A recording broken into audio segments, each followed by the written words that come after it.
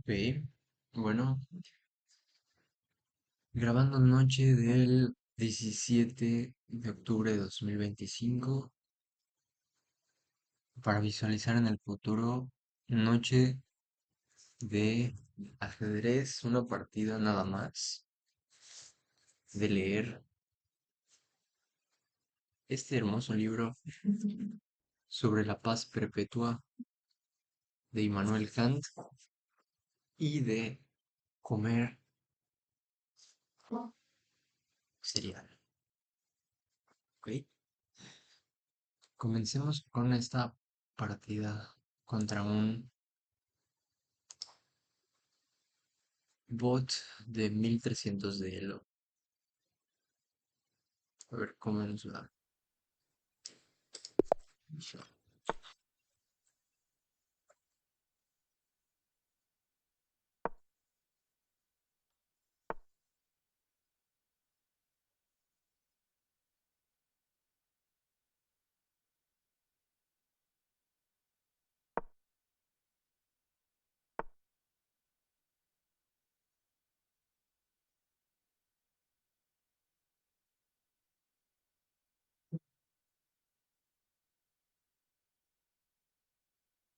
Me va a dejar ganar. Siempre me destruye, pero ahorita me va a dejar ganar.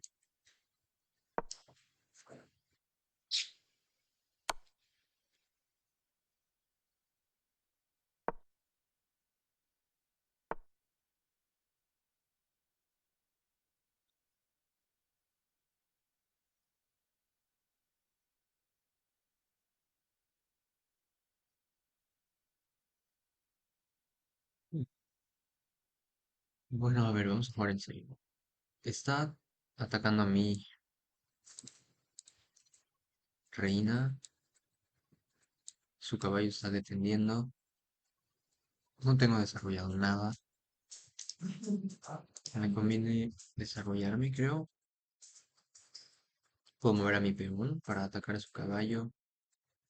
No estoy defendiendo a este peón tampoco. Podría simplemente expulsar a la dama de esta forma.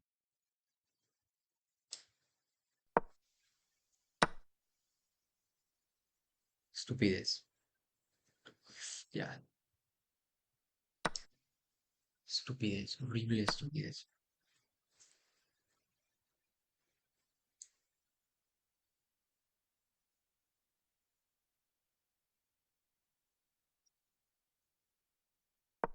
Voy a defender al peón.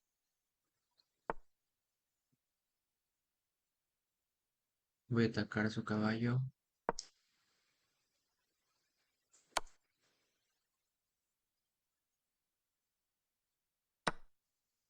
Ok. Bueno, está empatado. Estaba empatado.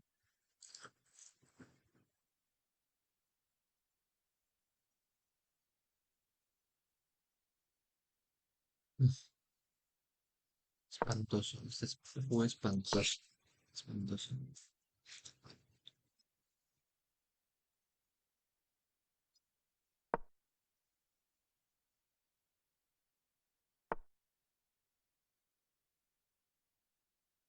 Pero bueno, vamos a ver qué se puede rescatar. Ah,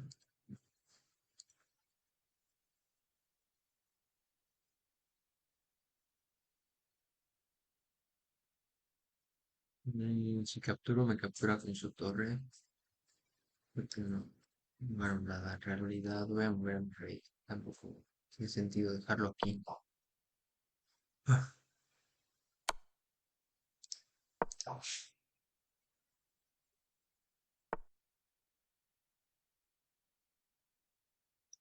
está protegiendo su caballo nada más. Pero me da oportunidad de desarrollar el mío.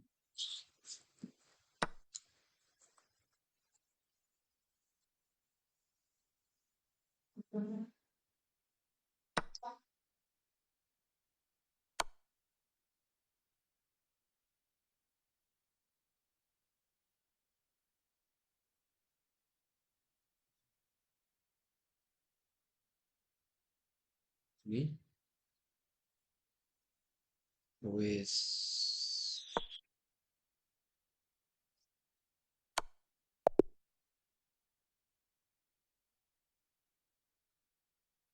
bueno, termino rápido la partida, por suerte.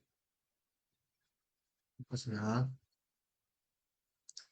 Horrible partida. Para el olvido. Mientras,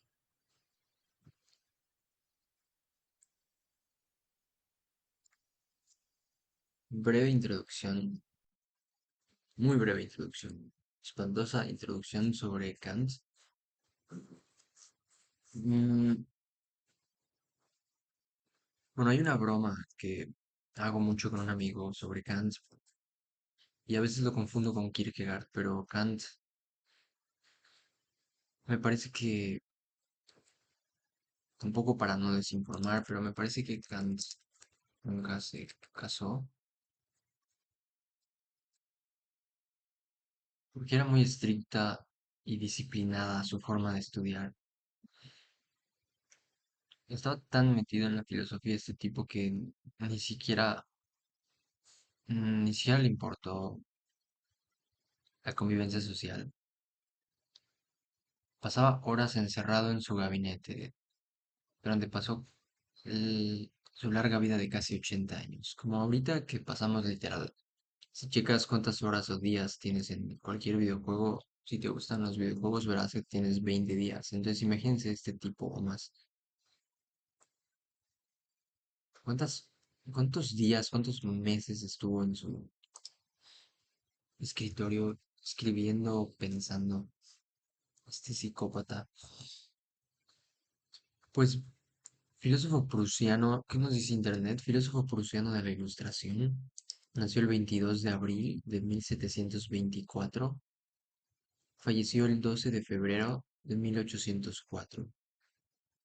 Fue un filósofo de la Ilustración. Bueno, ahí no sé por qué se refiere a de la Ilustración, pero considerado una de las figuras más influyentes en la historia del pensamiento occidental. Su obra revolucionó la filosofía con teorías innovadoras y es conocido como el primer y más importante representante del criticismo, así como precursor del idealismo alemán. Kant abordó temas como la ética, metafísica y epistemología. Algo muy famoso de Kant que conozco yo es un imperativo categórico, que es muy interesante, la verdad. Prácticamente dice que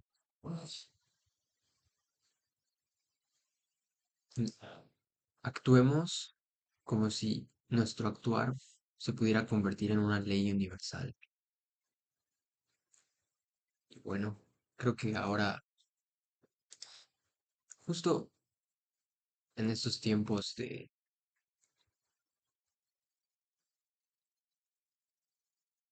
relatividad de nuestra conducta y de falta de máximas universales, por así decirlo, falta de reglas éticas, me gustaría leer este libro que él tituló Sobre la paz perpetua.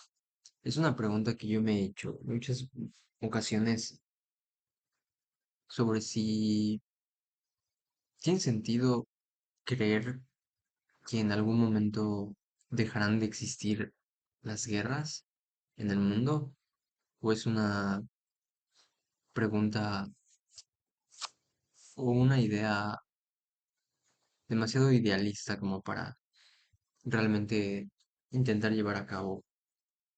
Si pensáramos que la guerra o la violencia es algo innato de los seres humanos, entonces ¿por qué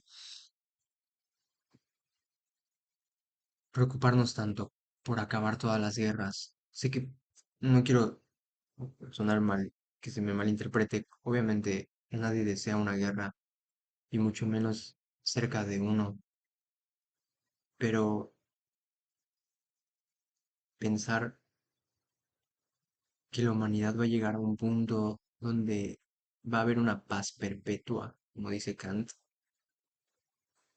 También tenemos que ponernos a pensar qué implicaciones tiene, cómo se llega a eso,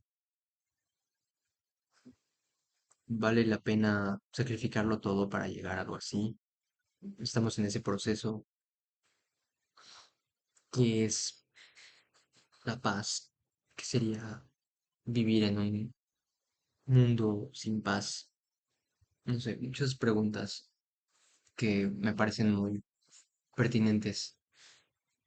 Por tanto, si te interesa, a ti persona que estás viendo este video, empezaré a leer este libro. Espero poderlo leer muy seguido. La verdad es que es un libro muy corto. Tiene 120 páginas. Así que comencemos. Realmente solo me detendré para mencionar cosas breves, pero por lo esperado creo que voy a leerlo todo. ¿Ok? Así que, ok. Bueno, aquí hay una introducción sobre la vida y la obra de Kant. Kant es, sin lugar a dudas, uno de los filósofos más importantes de la historia de la filosofía occidental y sobre todo de la Ilustración alemana. Esa era la duda que tenía.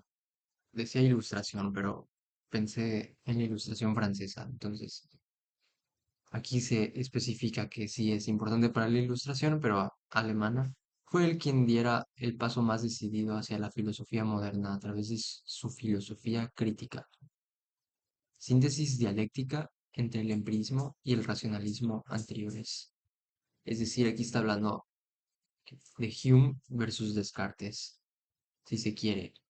Los conceptos principales de su filosofía, la crítica, la razón y la libertad, son de hecho las claves de la edad de la Revolución Francesa, y esta a su vez fue desarrollada a través de los principios de la Ilustración.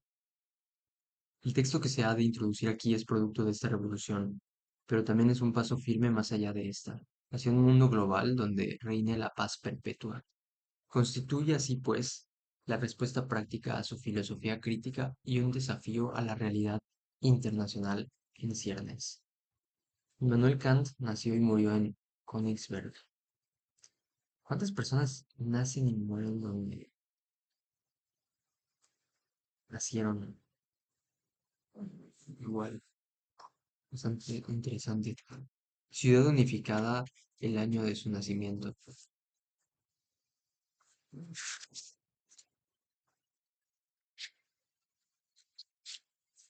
Que está pegada a la Prusia. Que llegaría a ser capital de la Prusia Occidental hasta 1945, tras la Segunda Guerra Mundial. Se convirtió en el enclave ruso que hoy día conocemos con el nombre de Kaliningrado.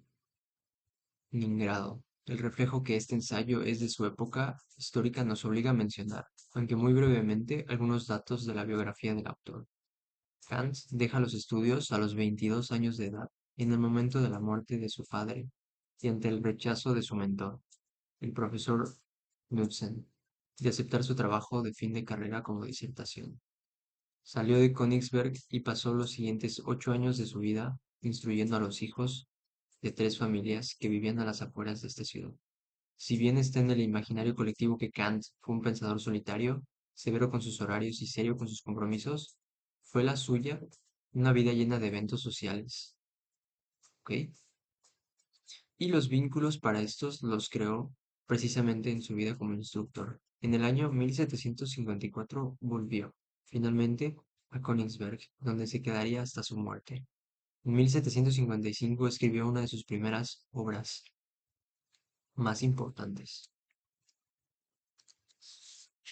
En el 755, él nació en el 724.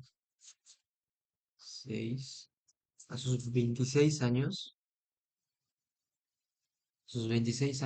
este genio escribió una de sus obras más importantes, Nueva Ilustración a los fundamentos primeros del conocimiento metafísico, que le serviría como disertación y le habilitaría para convertirse en profesor asociado.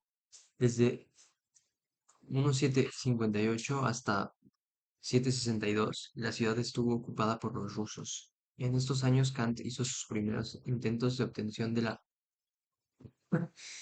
titularidad en lógica y metafísica, la cual no consiguió hasta 770. Hasta entonces trabajó como profesor asociado durante varios años y aceptó luego ser su bibliotecario, su primera plaza fija, hasta que en 770, como ya hemos dicho, obtuvo la plaza de profesor de lógica y metafísica a la edad de 46 años. No se retiró hasta los 72 años. En 796 dejó la universidad y en 798 deja de pensar. Como él mismo dice, pues su mente ya no le funciona. 798 dejó de pensar.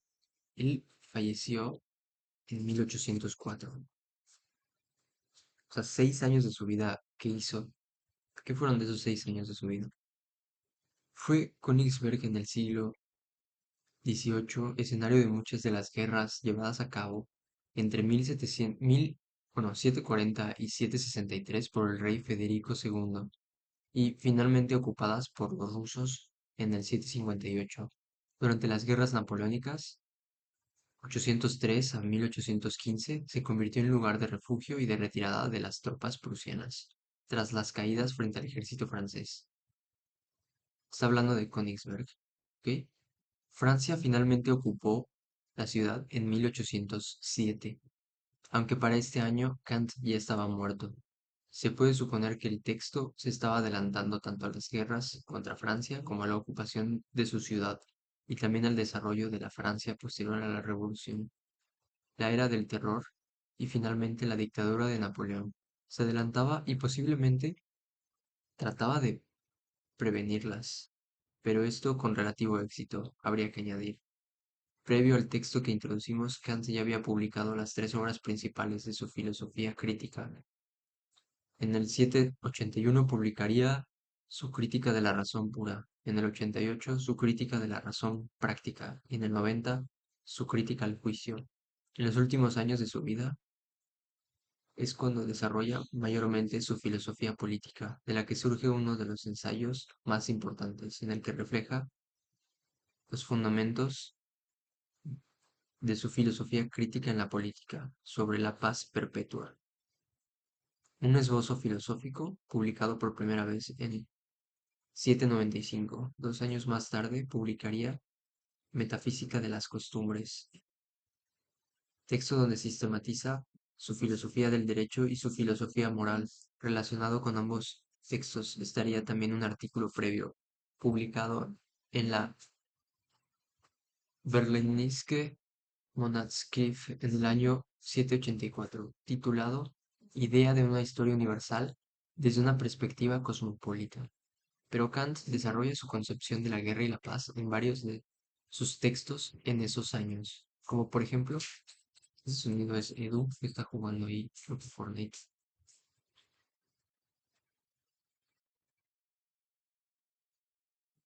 Ok. Desarrolla su concepción de la guerra y paz en varios de estos textos, crítica al juicio, la religión dentro de los límites de la mera razón, en la metafísica de las costumbres, en la lucha de las facultades y en antropología desde una perspectiva pragmática. Es, sin embargo, el ensayo que el lector tiene entre sus manos quizá el único texto dedicado exclusivamente a esta temática. Existen motivos históricos que hacen relevante el que Kant no publicara su ensayo sobre la paz perpetua hasta en el año 1795. En este año se firmó el Tratado de Paz de Basilea entre Prusia y la Francia revolucionaria, que estaban en guerra desde el 792, tras aliarse Prusia con Austria contra Francia y perder ante esta. En este tratado, la Prusia de Federico Guillermo II cedía a Francia la del director ejecutivo de 5 miembros nominados anualmente por el Consejo de Ancianos, todos los territorios al este del Rin. Al mismo tiempo se llevaba a cabo en este año, junto a la Rusia de Catalina la Grande y a la Austria de María Teresa, en sus últimos años como parte del Sagrado Imperio Romano de la nación alemana, al que Prusia no pertenecía, la tercera partición de Polonia. Gran parte de los territorios ganados por Prusia en estos años se perdería en 1806. Pausa para comercial.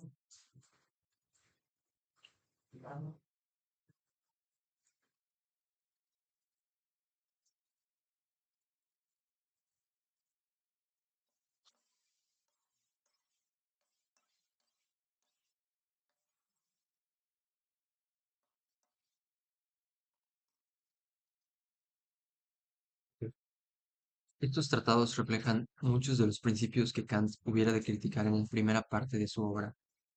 En los artículos preliminares, como política de corto plazo y como política no sostenible, constituía el primero un cese de hostilidades y no una paz duradera, y disponía el segundo de la soberanía de un tercer estado en este, interviniendo así en su constitución o desmembramiento interno. Como veremos, Kant da un paso y una lección en este ensayo, distanciándose así del realismo imperante y dando una vuelta de tuerca más a los principios de la Revolución Francesa, o quizá incluso previniendo lo que habría de suceder tras esta, ideas e influencias de Kant.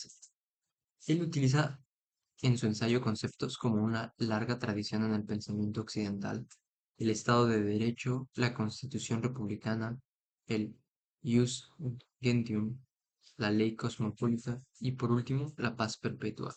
Confluye el pensamiento liberal y republicano de las dos revoluciones cívicas más importantes del siglo XVIII, la Revolución Americana y la Francesa, el justnaturalismo, la tradición más reciente de la paz perpetua, fundamentada por primera vez por el Abbé Saint-Pierre. Eh, Fue posiblemente el primero en proponer una organización internacional responsable de mantener la paz, Abbé de Saint-Pierre, y posteriormente por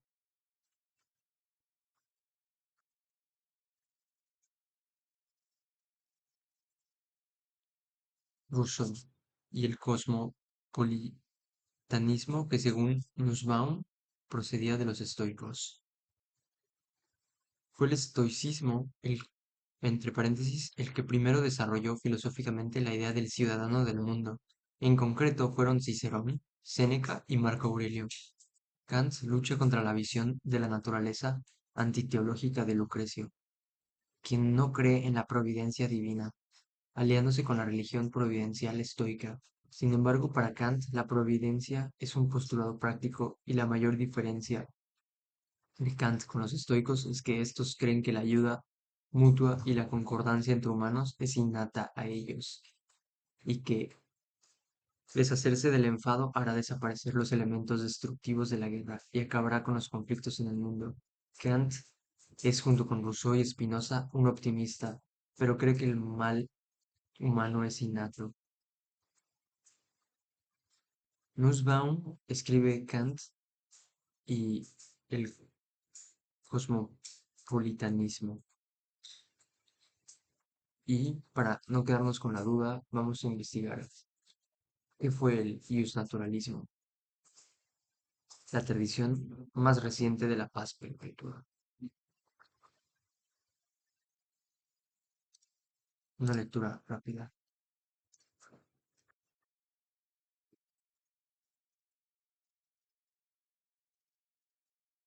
El naturalismo es una doctrina filosófica y jurídica que sostiene que existen normas y derechos inherentes a la naturaleza humana, válidos por sí mismos y anteriores a cualquier ley estricta. Afirma que los principios de la ley natural son universales y aplicables a todos los seres humanos, independiente de su época y cultura. Emana de conceptos universales de justicia y ética relacionados directamente con la naturaleza humana. También se distingue entre el derecho natural y el derecho positivo, lo que implica una noción de validez del derecho positivo. En resumen, reconoce la existencia de derechos humanos que provienen de la naturaleza.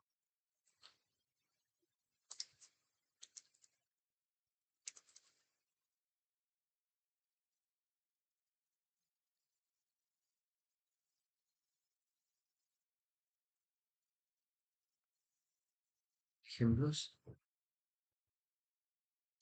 El derecho natural inherentes a la naturaleza humana son los superiores como la vida, la libertad, la igualdad. Las leyes deben alinearse con estos principios para ser justas. El derecho positivo, creadas por los seres humanos a través de un proceso legislativo y por una autoridad competente.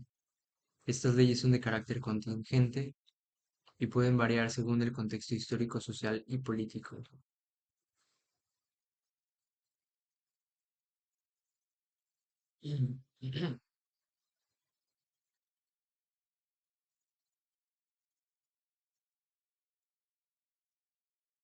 Ok, perfecto. Seguimos. Entonces, en resumen,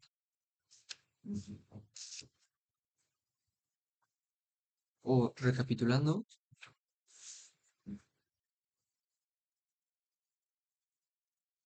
el naturalismo propone la existencia de leyes naturales. Entonces, mientras que su epistemología es propia, como veremos, y resultado dialéctico del racionalismo y empirismo anteriores, la posición ontológica de Kant se discute entre las posiciones de Rousseau y Spinoza, por un lado, y la posición de Hobbes, por el otro. Con Hobbes tiene en común el diagnóstico de la naturaleza humana y su resultado político. Aquí, por mencionar un poco sobre Hobbes, Hobbes es el filósofo que plantea que la naturaleza humana necesita un leviatán. El leviatán sería un monstruo creado, bueno, así es como lo entiendo, de poder, tanto poder que hace que el ser humano tenga que comportarse y dejar, o más bien salir de su estado salvaje, que es lo que considera Hobbes, que vive el ser humano en un estado de salvajismo, donde no podríamos convivir con leyes, no podríamos comprendernos, no podríamos tener estructura. Un ejemplo práctico del día de hoy es, yo diría, la política de algunos países como en, bueno, este país me parece que es El Salvador, donde eh, presidente, creo que es Bukele, nada más tampoco para desinformar, vamos a corroborarlo. em, este presidente ha disminuido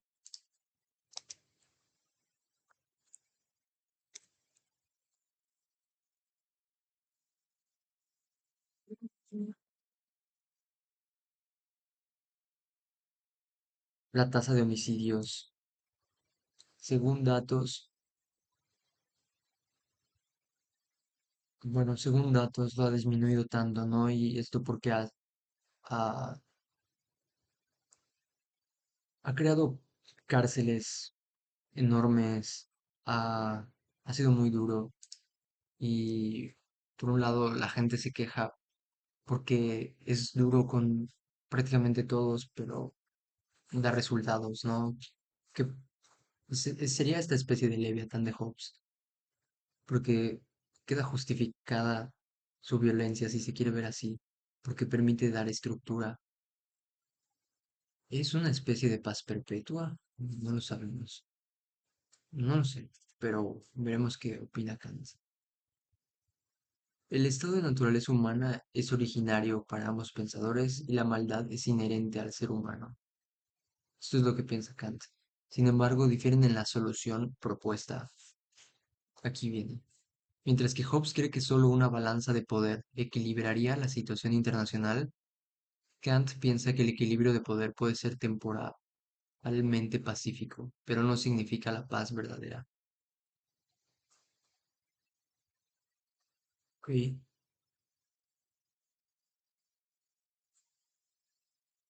A diferencia de Rousseau, por el otro lado, y en consonancia con Hobbes, Kant considera que la lucha tiene raíces en la naturaleza humana. La paz no es lo natural entre los humanos, sino una conquista de su voluntad consciente.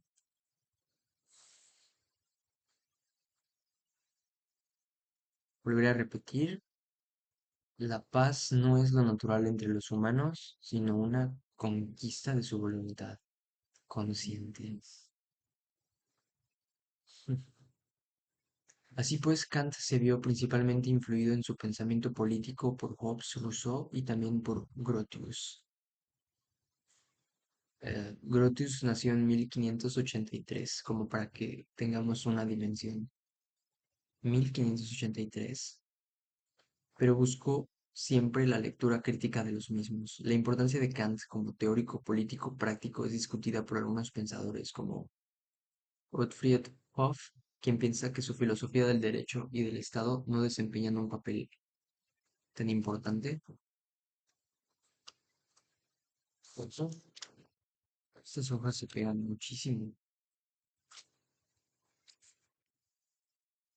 como su filosofía crítica, teórica y práctica de la razón, aunque junto a Montesquieu de 1689 y a Adam Smith de 1723, es Kant uno de los teóricos principales del siglo XVIII de una política de la libertad. En el pensamiento político, Kant no juega un papel tan importante como Locke, Hobbes, Rousseau y Montesquieu, o más tarde Hegel, Marx y Mill, nos dice Hoff. Por otra parte, aunque este ensayo fuera considerado como un ensayo menor durante mucho tiempo, es cada vez más visto como uno de los textos centrales de la filosofía política y del derecho de Kant, y sobre todo como texto principal de las relaciones internacionales, pues Kant prevé, hasta cierto punto, el curso de la globalización en muchos aspectos del mundo post-westfaliano que habríamos de vivir en el siglo XX y posteriores, como veremos a continuación. Post-westfaliano, nunca había escuchado eso, así que igual vamos a leer.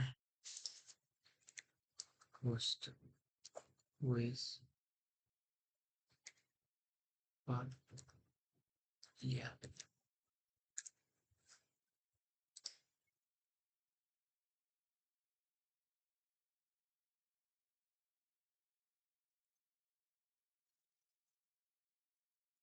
Yes.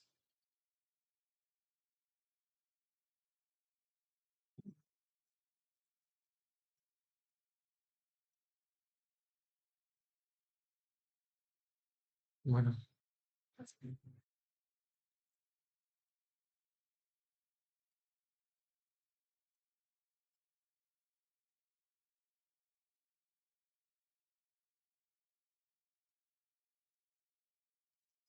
aquí en Westfalia es una región histórica de Alemania conocida por ser el lugar donde se firmaron los tratados de paz de Westfalia en 1648 que pusieron fin a la Guerra de los 30 años. Estos tratados establecieron principios fundamentales que sentaron las bases del sistema Estados-Nación y del equilibrio de poder en Europa.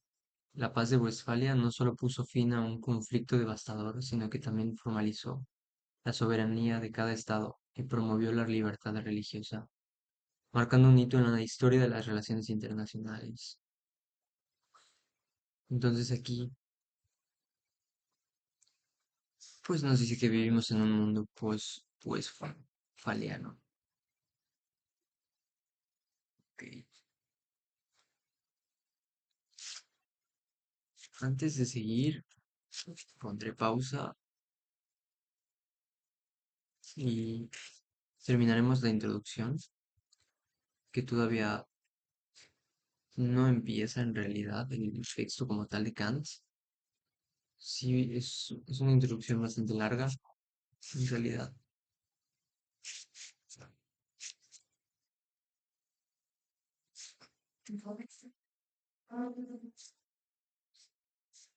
Empezaré simplemente leyendo esta primera parte, ya Kant hablando.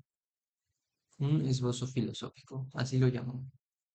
Puede dejarse de lado la cuestión de si este título satírico, escrito en el rótulo de una posada holandesa en el que había dibujado un cementerio, les valdría de algo a los hombres en general, o en especial a los jefes de Estado, que nunca llegan a estar hartos de la guerra. Solamente les sería útil a los filósofos, quienes sueñan ese dulce sueño. El autor del presente escrito se pone a la siguiente condición, que, dado que el político teórico se apoya en lo práctico, este último desprecia al teórico con gran autocomplacencia, como un sabio de escuela que, con sus ideas vacías, no conlleva peligro alguno al Estado, pues éste se debe basar en máximas derivadas de la experiencia, y a quien se le puede permitir lanzar sus 11 bolos a un tiempo, sin que el hombre de Estado, político de mundo, se pueda procurar, debiendo éste, incluso en el caso de conflicto con aquel, obrar consecuentemente, y no pretender ver peligro para el Estado en las opiniones aventuradas por aquel al azar y manifestadas públicamente. A través de esta cláusula salvatoria, el autor quiere saberse protegido de las mejores de las maneras y expresamente de toda interpretación maliciosa.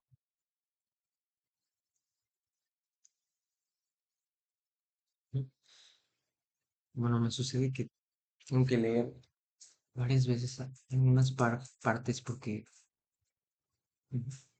estoy fuera de forma para leer filosofía, honestamente, o para leer en general. Bueno,